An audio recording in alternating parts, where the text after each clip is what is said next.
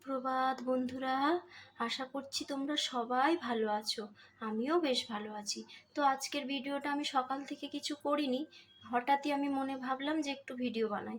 তো এই রান্নার ভিডিওটাই বানাচ্ছি। তো আজকে বানাবো রাইস আর চিলি চিকেন, ফ্রাইড রাইস আর চিলি চিকেন। তো ফ্রাইড রাইসের জন্য এখানে বিনস, গাজর কুচি, তারপর ক্যাপসিকাম, পেঁয়াজ কুচি সব নিয়ে নিয়েছি। রাইসের জন্য এখানটা দেখো চাল ভিজিয়ে রেখেছি।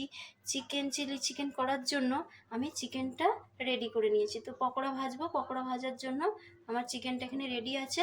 তো চলো রান্নাটা শুরু করি। তো তেল গরম হয়ে গেছে, এবার আমি পকোড়াগুলো ভেজে নেব। এই যে এদিকে আমার চিলি চিকেনের জন্য পকোড়াগুলো সব ভাজা রেডি হয়ে গেছে।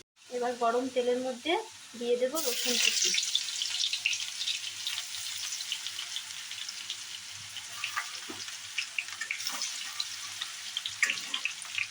রসুন কুচিটা একটু ভাজা হয়ে গেলে এবারে এর মধ্যে দিয়ে দেবো কেটে রাখা ক্যাপসিকাম আর পেঁয়াজ।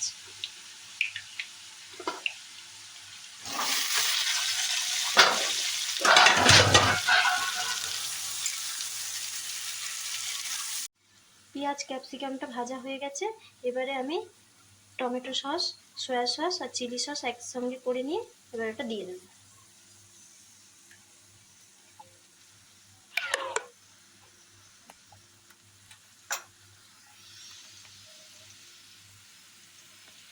এবার এর মধ্যে স্বাদ মতো নুন, চিনি আর হলুদ দিয়ে এবার একটু গ্রেভিটা ভালো করে নাড়িয়ে নেব।